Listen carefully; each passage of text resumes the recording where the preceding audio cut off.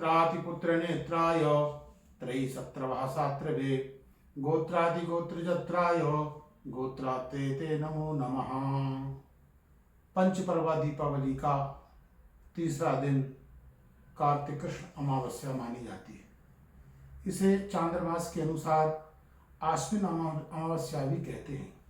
आज के दिन रात्रि में महालक्ष्मी का पूजन होता है।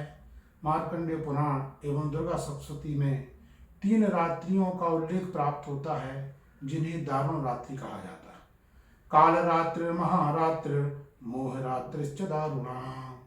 काल रात्रि होली को, हुताशनी को बोलते हैं।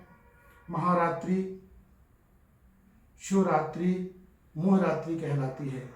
और दीपावली की रात्रि को कहीं कहीं काल रात्रि कहा जाता है। वैसे दीपावली की जो रात्रि होती है यह मोह रात्रि कहलाती है। दूसरे अन्य पर्व और त्योहार धवल प्रकाश में समारोह पूर्वक मनाए जाते हैं। होली, दीपावली, शरद पूर्णिमा, श्री कृष्ण जन्माष्टमी, दीपावली, ये सब पर्व रात्रि में मनाए जाते हैं। इन पर्वों में श्री कृष्ण जन्माष्टमी को, होली को और दीपावली को दारुण बताया गया है। इनमें रात्रि पूजन का विधान किया गया है। इन रात्रियों में गरिमापूर्वक त्योहार दीपावली का माना जाता है। अन्य दिन में ये 5 दिन बड़े महत्वपूर्ण माने जाते हैं। इसके संबंध में कथा आती है कि महाराज पृथु द्वारा पृथ्वी का दोहन कर देश को धन धान से समृद्ध किया गया था। महालक्ष्मी का पूजन किया जाता है। एक और ऐसा प्रसंग आता है जिसमें कहा जाता है कि जो दीपावली का पर्व मनाया जाता है, भगवान कृष्ण ने नरकासुर पर जो विजय प्राप्त की थी, उसके उपलक्ष्य में भी ये दीपों की आवली से भगवान का स्वागत किया गया था। एक जगह और ये वर्णन आता है, कहते हैं कि भगवान राम लौटकर अयोध्या आए तो उनके स्वागत में दीपावली का पर्व मनाया जाता है। एक जगह ऐसा वर्णन आता है कि जब पांडव ने वनवास यात्रा पूर्ण की, लौट कर के आए, तो उनके उत्सव के रूप में दीपावली मनाई जाती है। सनत कुमार संहिता में ऐसा वर्णन आता है कि वामन रूपी विष्णु ने 3 दिन तक संपूर्ण पृथ्वी को बलि से मुक्त किया था। अंत में बलि हाथ जोड़ करके खड़े हो गए और प्रार्थना की कि प्रभु हमारी इच्छा पूर्ण कीजिए। भगवान ने बलि से कहा कि तुम क्या वरदान चाहते हो?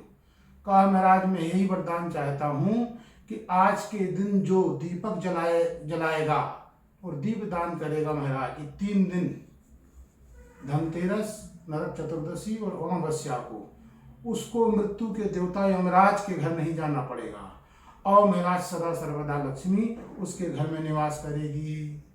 तो दीपावली के दिन धन की प्रभु प्राप्ति के लिए महालक्ष्मी जो धन की अधिष्ठात्री देवी है का पूजन करने का विधान प्राप्त होता है। अश्वदायी गोदायी धनदायी महाधने धनम मे जुकताम देवी सर्व कामं च देहि मे पुत्र पौत्रम धनम धान्यम हस्तस्वादि गवे रथम प्रजानां भवसी माता आयुष्मन्तम करोतु मे।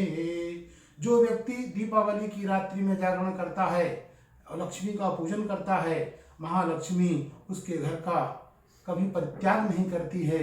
महालक्ष्मी चिरकाल तक उसके घर में निवास करती है। और जो व्यक्ति आलस के वशीभूत होकर के, निद्रा के वशीभूत हो जाता है, लक्ष्मी रूठ कर उसके घर का परित्याग कर देती है। नीति तो यही कहती है, उद्योगिना पुरुष सिंह मोपैति लक्ष्मी। जो उद्योगी पुरुष होते हैं, लक्ष्मी उनके यहाँ नित्य आज के दिन मन एवं वाणी से पवित्र होकर शारीरिक शुद्धि पूर्वक प्रातः काल के नित्य कर्म करने के बाद, दैनिक कृत्यों से निवृत्त होने के बाद व्यक्ति को दूध, दही व घृत से पितरों का पार्वण श्राद्ध करना चाहिए।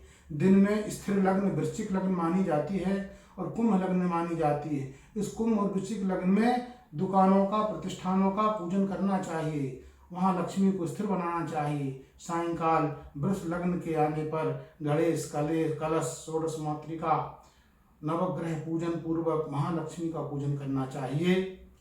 कहते हैं महालक्ष्मी के साथ महाकाली और महासरस्वती का भी पूजन किया जाता है।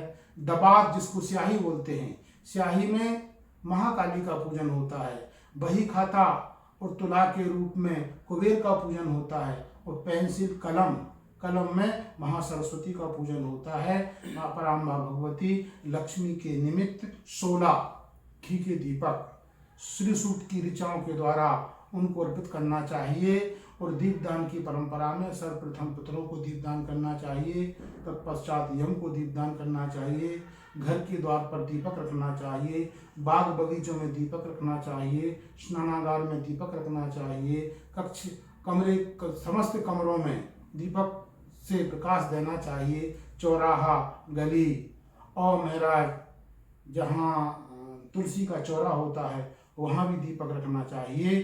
कहते हैं आज की रात्रि में, दीपावली की रात्रि में पराम्बा भगवती महालक्ष्मी सदगृहस्थों के घर में विचरण करने आती है और विचरण करते देखती कि जो घर अनुकूल होता है उस अनुकूल घर में ठहर जाती है, और जो घर अनुकूल नहीं होता है उस घर का वह परित्याग कर देती है। इसलिए सभी लोगों को घर को स्वस्थ सुंदर रखना चाहिए। रात्रि में, मध्य रात्रि में, जिसको निशीथ काल कहा जाता है, उस निशीथ काल में दरिद्रता का निस्तारण करना चाहिए। दरिद्रता के निस्तारण करने के लिए बड़ी तेज ध्वनि की जाती है, सूप बजाया जाता है, तुरही बजाई जाती है, अत्यंत अन्यान्य वाद्य यंत्रों के द्वारा बड़ी तेज ध्वनि करके, बड़ा तेज प्रकाश करके अलक्ष्मी को, दरिद्रता को हटाया जाता है।